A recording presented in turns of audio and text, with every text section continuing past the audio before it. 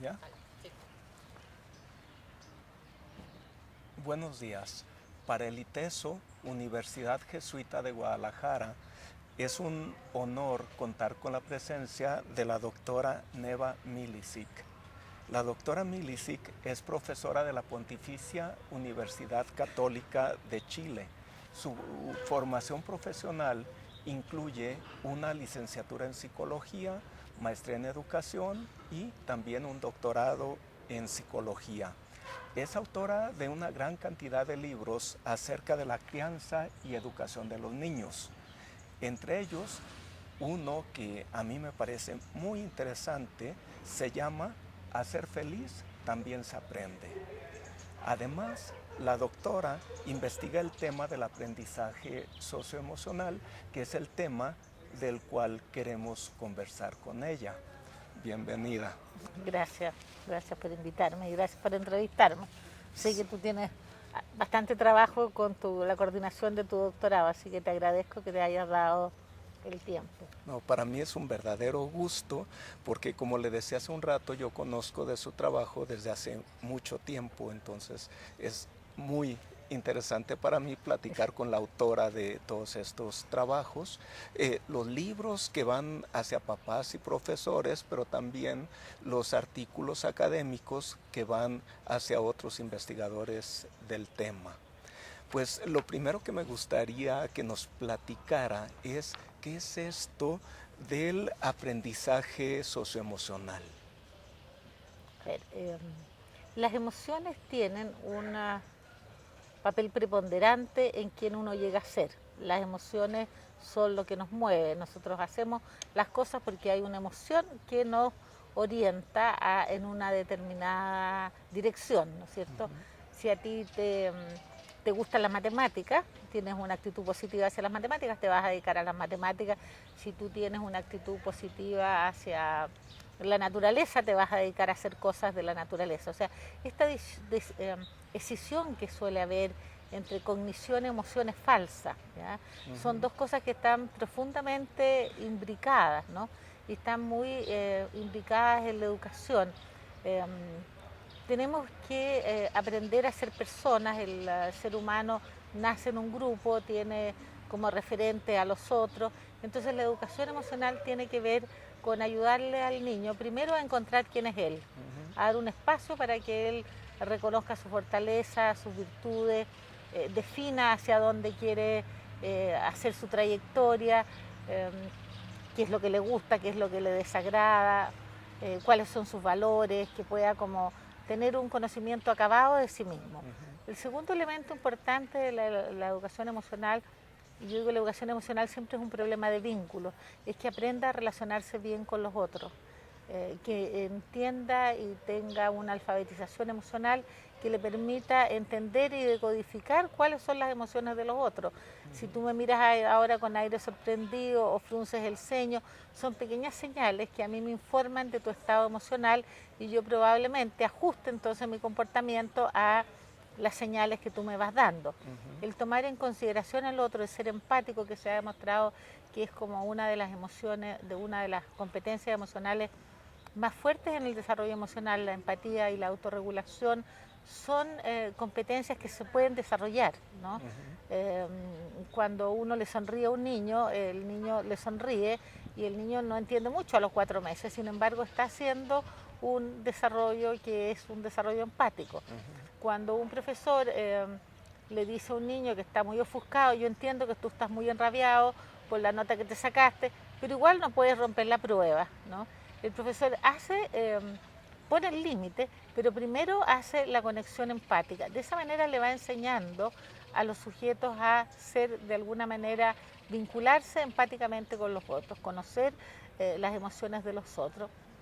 Y la autorregulación, que es la función que te permite planificar, organizarte y poner bajo el control racional también tus emociones. O sea, porque todas las emociones son legítimas, ¿no? Yo puedo estar muy enojada porque no me gusta la toma que está haciendo el camarógrafo, pero no puedo ir a romperle la cámara al camarógrafo. O sea, si bien las emociones son legítimas, las acciones no son legítimas y el niño tiene que aprender a poner bajo el control las emociones.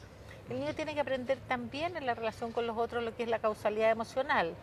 Si yo soy antipática contigo, tú vas a ser antipático conmigo.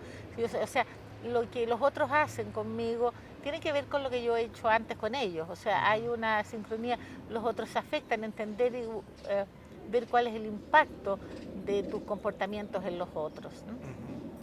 Y también dentro del aprendizaje emocional está la vinculación con aquello que te apasiona, con aquello que no te gusta, con la naturaleza. O sea, estos como 3 formas de vincularse que están presentes del comportamiento emocional. Y bueno, la alfabetización emocional empieza con los niños desde muy chicos, ¿no?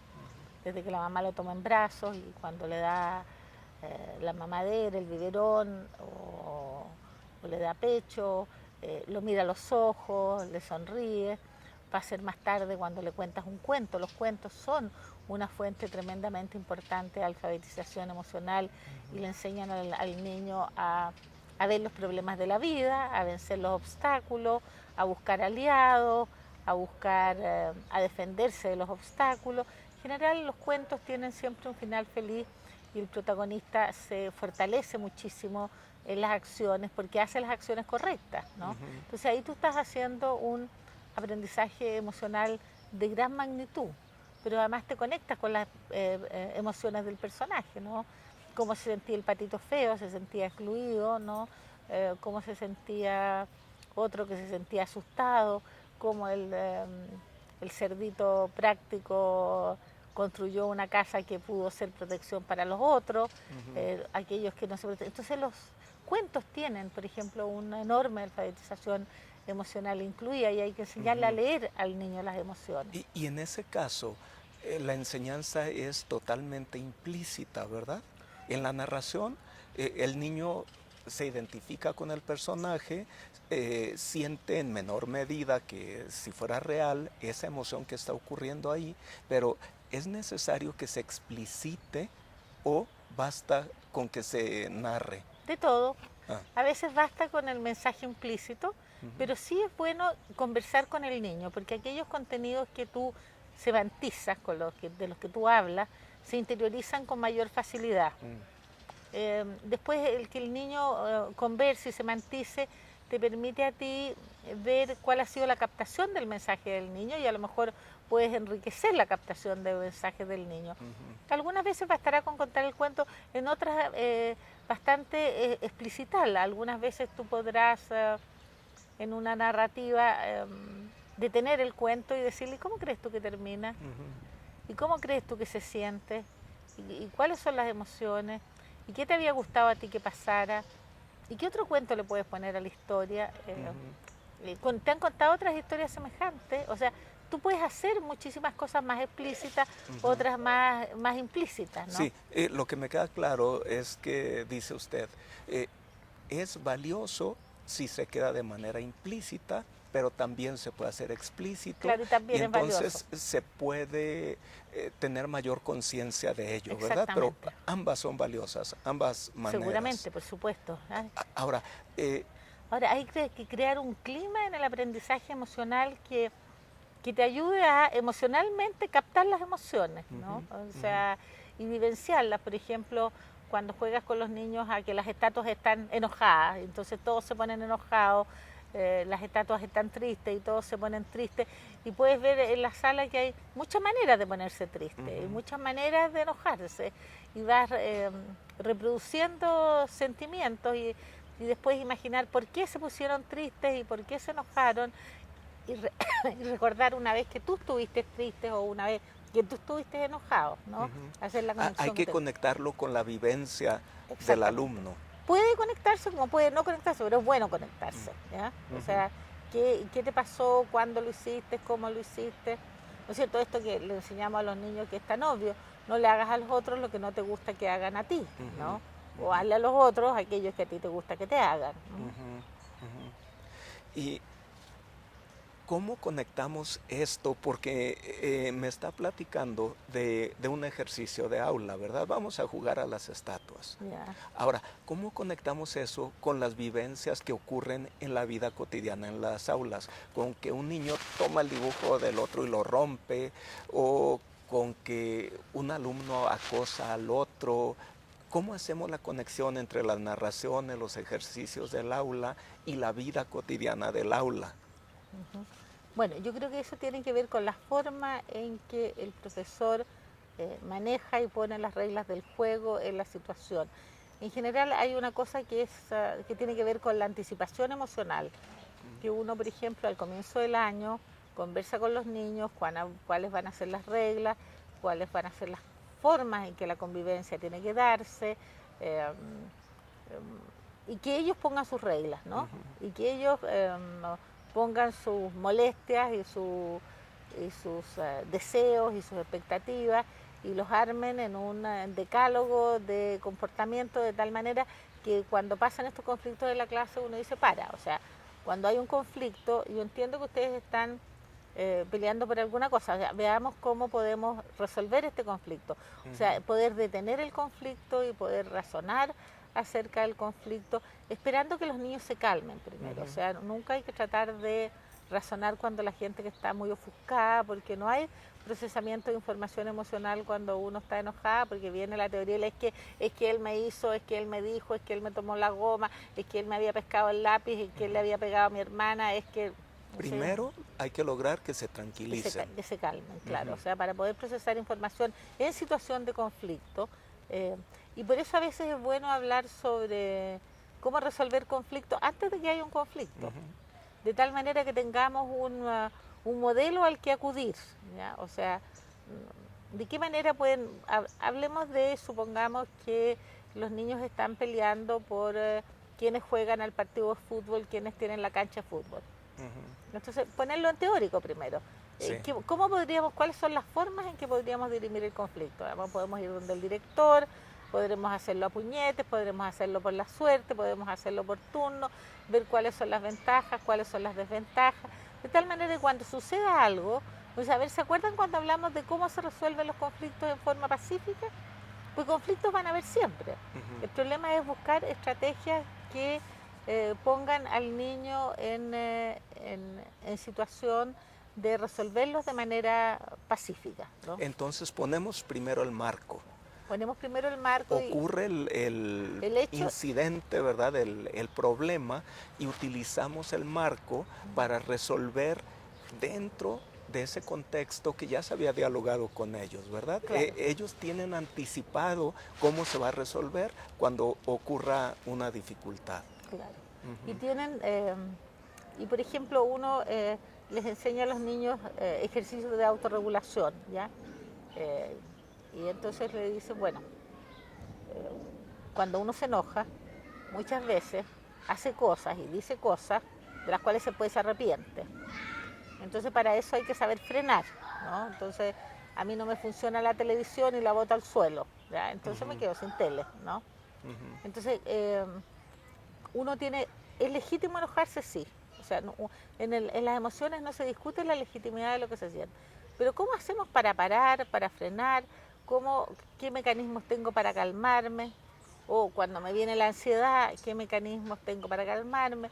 Entonces uno le enseña, por ejemplo, el tema del lugar seguro, pensar en un lugar que sea grato, así como este, con árboles, con naturaleza, y piensas en eso y te empieza a bajar la ansiedad, o piensas en alguien a quien quieres mucho y eso te tranquiliza, y entonces vas enseñándole ciertos mecanismos y ciertas estrategias que tienen que ver con la autorregulación, que es como la capacidad de frenar, porque tú anticipas las consecuencias emocionales. O sea, si yo le digo al profesor una serie de palabras feas, a mí me van a castigar, ¿no es cierto? Y entonces empezamos a conversar. Por otro lado, hay niños que son muy reprimidos, ¿no? Y entonces no expresan sus emociones. Y a ellos hay que enseñarlos a expresar sus emociones. Entonces enseñarlos a expresar, y uno juega en la clase a ver a quién le cuesta más expresar y a quiénes son, porque en general los que se equivocan son los acelerados y los otros son los más lentos. Entonces uno que hay gente que anda muy apurada por la vida y que no ve las luces rojas y cuando le dicen para, no para y sigue y choca, ¿no? En cambio hay otros que son muy lentos, que se demoran mucho en tomar decisiones y que entonces pasa la micro y se les fue porque estaba pensando si la tomaba o no tomaba. Claro. Entonces cada uno se identifica acerca de si tú eres de los más lentos o si eres de los más apurados. Ujú.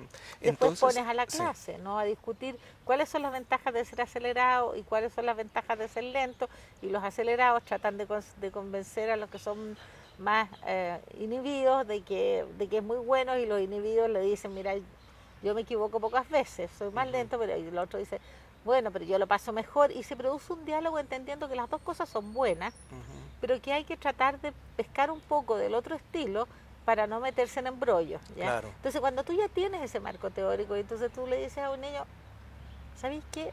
Frena, pon luz roja. Ujú, ¿Ah? ujú. Después conversamos, pero primero cálmate, pon luz roja.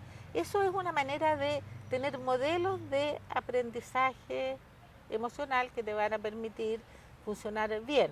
Sí, y quiero destacar algo que señalaba hace un momentito.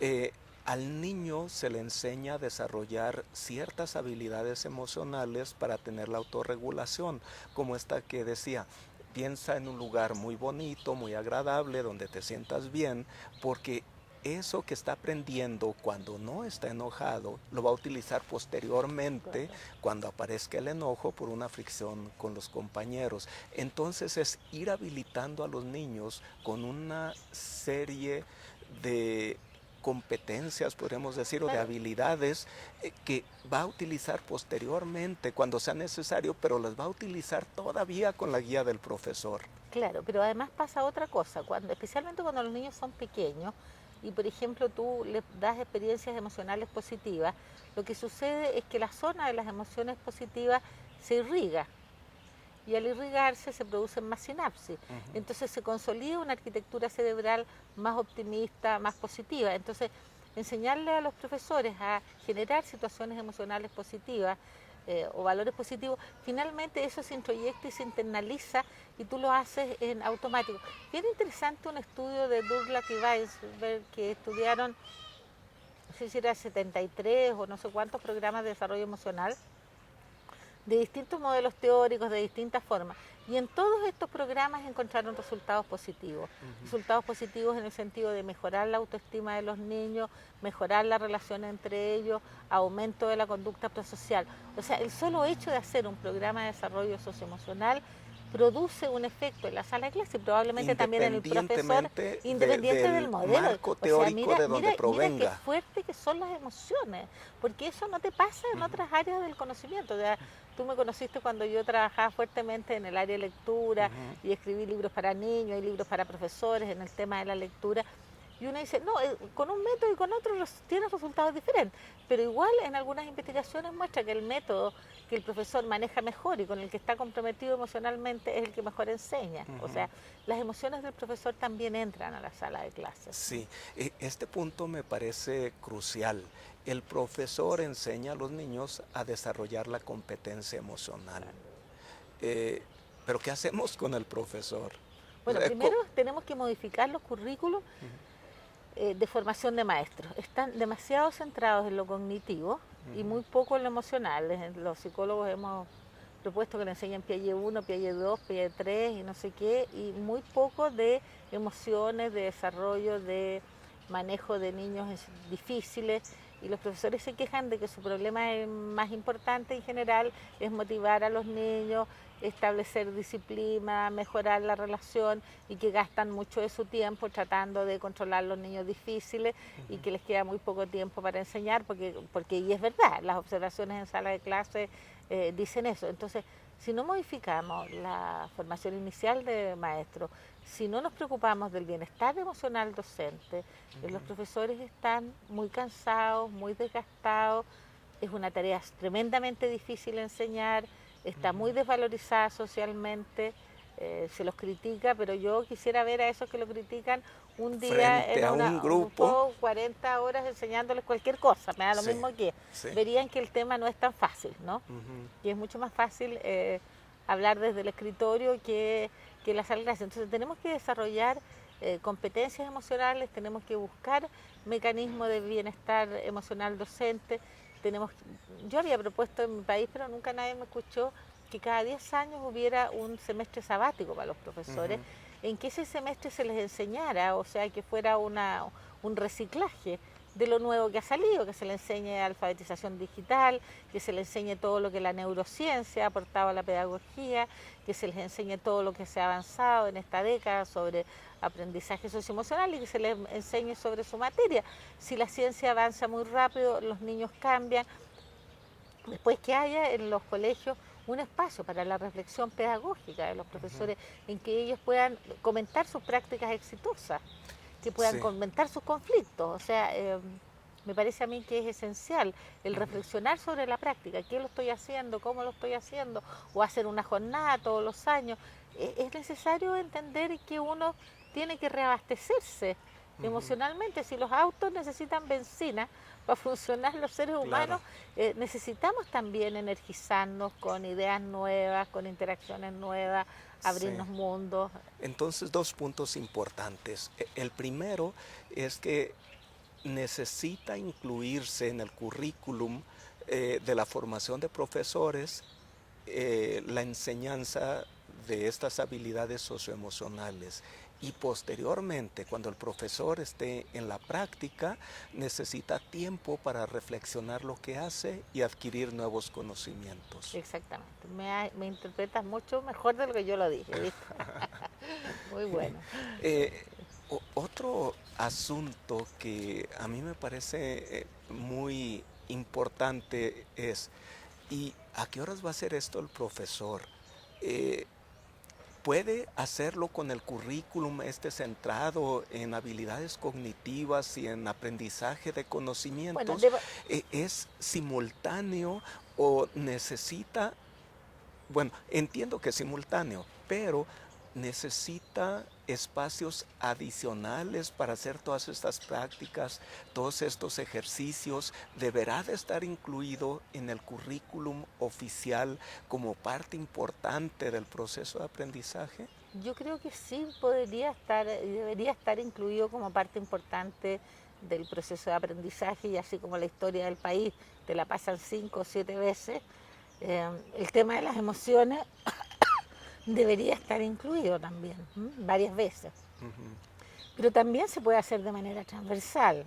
El profesor de literatura, por ejemplo, si él tiene un enfoque, si se ha puesto los anteojos del aprendizaje socioemocional, él va a poder hacer las conexiones con los alumnos.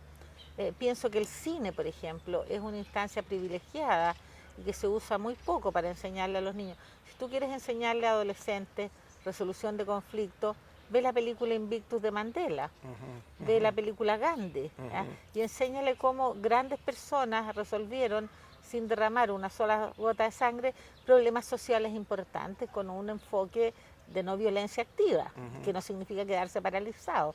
Entonces, después leer libros sobre el tema.